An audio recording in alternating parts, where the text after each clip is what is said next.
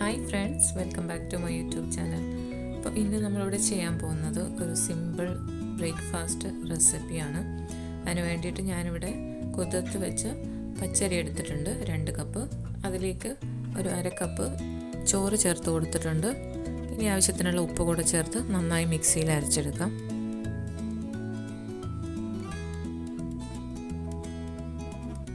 നന്നായി അരച്ചെടുത്തിട്ടുണ്ട്. ഇനി ഞാനിത് മാറ്റി വെച്ച് ഇതിനാവശ്യമായ ഒരു ഗ്രേവി കൂടെ തയ്യാറാക്കി എടുക്കുന്നുണ്ട്. അതിനായിട്ട് ഞാനൊരു സിമ്പിൾ പൊട്ടറ്റോ ബാജിയാണ് ചെയ്യുന്നത്. ആദ്യം തന്നെ പൊട്ടറ്റോ നന്നായി കഴുകി നടുവെ കട്ട് ചെയ്ത് ആവശ്യത്തിനുള്ള ഉപ്പും ചേർത്ത് പ്രഷർ കുക്കറിൽ വേവിച്ചെടുക്കാം.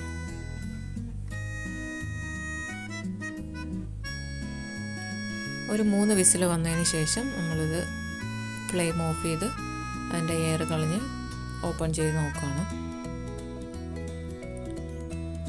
പൊട്ടറ്റോ ഇവിടെ നന്നായി വെന്തിട്ടുണ്ട്.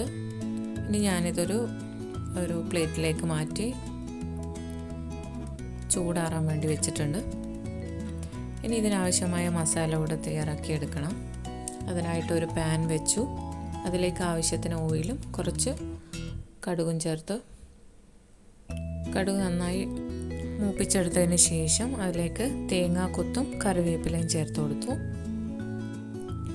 ലോ ഫ്ലെയിമിൽ തേങ്ങാക്കൊത്ത് നന്നായിട്ടൊന്ന് വാടിയതിന് ശേഷം അതിലേക്ക് പച്ചമുളക്, ഇഞ്ചി, വലിയുള്ളി, തക്കാളി എന്നിവ കൂടെ ചേർത്ത് കൊടുക്കാം. ഇതെല്ലാം കൂടെ നന്നായിട്ടൊന്ന് എണ്ണയിൽ മൂപ്പിച്ചെടുക്കാം. ഒരു 2 മിനിറ്റ് നന്നായിട്ടൊന്ന് എണ്ണയിൽ മൂപ്പിച്ചെടുക്കുന്നുണ്ട്. അതിനുശേഷം വേവിച്ച് മാറ്റി വെച്ച പൊട്ടറ്റോ കൂടെ അതിലേക്ക് ചേർത്ത് കൊടുക്കും. പൊട്ടറ്റോ നന്നായി ഞാൻ ഒരു സ്പൂൺ വെച്ച് ഉടച്ചിട്ടാണ് ചേർത്ത് കൊടുക്കുന്നത്.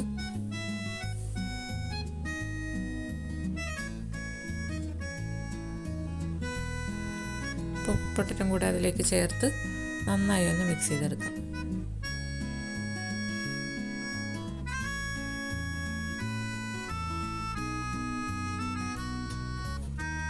ഇതിലേക്ക് ആവശ്യമായ ഉപ്പും മഞ്ഞൾപ്പൊടിയും ചേർത്ത് കൊടുത്ത് ആവശ്യത്തിനുള്ള ചൂടുവെള്ളം കൂടെ ചേർത്ത് നന്നായിട്ടൊന്ന് മിക്സ് ചെയ്തെടുക്കാം. കട്ടയില്ലാണ്ട് ഉടച്ചെടുക്കാം. ഇതാ കറി നന്നായി തിളച്ചിട്ടുണ്ട്. നമുക്ക് ഫ്ലെയിം ഓഫ് ചെയ്ത് അടുപ്പിൽ നിന്ന് മാറ്റി വെക്കാം.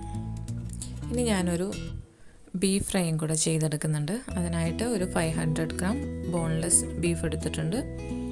പിന്നെ അതിനാവശ്യമായ മസാല 2 സ്പൂൺ മുളക് പൊടി, 1 സ്പൂൺ മഞ്ഞൾപ്പൊടി, 1 സ്പൂൺ മല്ലിപ്പൊടി, 1 സ്പൂൺ ഗരം മസാലപ്പൊടി, പിന്നെ ഉപ്പ്, ഇഞ്ചി വെളുത്തുള്ളി ചതച്ചത്, ആവശ്യത്തിന് വിനീഗറും ചേർത്ത് നന്നായി മിക്സ് ചെയ്തെടുക്കുന്നുണ്ട്. ഇനി നമുക്കിതൊരു പ്രഷർ കുക്കറിലേക്ക് മാറ്റി ഒരു 1/2 കപ്പ് വെള്ളം കൂടെ ചേർത്ത് വേവിച്ചെടുക്കാം. ഇത് പാകിസ്ഥാനി ബോൺലെസ് ബീഫ് ആയതുകൊണ്ട് ഞാനൊരു 8 വിസിൽ വരെ അടിച്ച് വേവിച്ചെടുക്കുന്നുണ്ട്. ബീഫ് ഇവിടെ നന്നായി വെന്തിട്ടുണ്ട്. പക്ഷേ ഇതിൽ കുറച്ചൊരു ഗ്രേവി കൂടെ ഉണ്ട്. അത് നമുക്ക് ഒന്ന് നന്നായി എണ്ണയിൽ മൂപ്പിച്ചെടുക്കാം.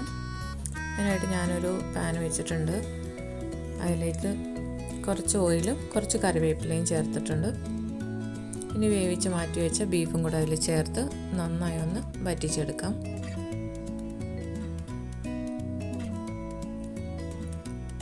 ബീഫ് ഇങ്ങനെ ലാസ്റ്റ് കറിവേപ്പിലയും ചേർത്ത് എണ്ണയിൽ മൂപ്പിച്ചെടുത്ത് കഴിക്കുമ്പോൾ നല്ല ടേസ്റ്റാണ്. പിന്നെ കുറച്ച് കുരുമുളക് പൊടി കൂടെ ചേർക്കുന്നുണ്ട്. ഇനി ഞാൻ ദോശയ്ക്ക് ഒരു മാവ് അരച്ച് വെച്ചിട്ടുണ്ടായിരുന്നില്ലേ, അത് വെച്ചിട്ട് ദോശ ഉണ്ടാക്കിയെടുക്കുന്നതാണ്. അതിനായിട്ട് ഫ്രൈ പാനിൽ എണ്ണയൊന്നും ചേർക്കുന്നില്ല, എണ്ണയൊന്നും തടവുന്നില്ല, ഡയറക്റ്റ് അങ്ങനെ തന്നെ ഒഴിച്ചു കൊടുക്കുകയാണ്. എണ്ണേൻ്റെ ആവശ്യമൊന്നുമില്ല. പിന്നെ ഈ ചാനൽ നിങ്ങൾ ആദ്യമായിട്ടാണ് കാണുന്നതെങ്കിൽ സബ്സ്ക്രൈബ് ചെയ്യാനും സപ്പോർട്ട് ചെയ്യാനും മറക്കല്ലേ. എളുപ്പത്തിൽ തയ്യാറാക്കിയെടുക്കാവുന്ന ബ്രേക്ക്ഫാസ്റ്റ് റെസിപ്പിയാണ്. അപ്പോൾ എല്ലാവരും ട്രൈ ചെയ്ത് നോക്കണം. ഫീഡ്ബാക്ക് എന്നെ അറിയിക്കണം. അപ്പോൾ ഇന്നത്തെ വീഡിയോ ഇത്രയേ ഉള്ളൂ. ഇനി നെക്സ്റ്റ് വീഡിയോയിൽ കാണുന്നത് വരേക്കും ടാറ്റാ, ബൈ ബൈ.